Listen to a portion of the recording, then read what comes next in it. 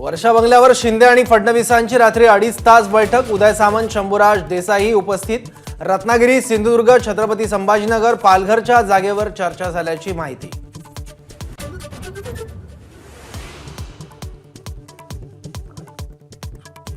राष्ट्रवादी शरदचंद्र पवार गटाची आज पहिली यादी जाहीर होणार। बारामती, शिरूर, नगर, दिंडोरीसह भिवंडीच्या जागेवर उमेदवार जाहीर करणार।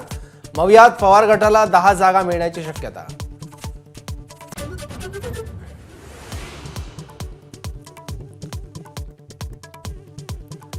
मवियातील वादग्रस्त जागांवर मैत्रीपूर्ण लढती करण्याचा काँग्रेस नेत्यांचा सूर। ठाकरे गटानं तात्काळ फेटाळला काँग्रेसचा प्रस्ताव।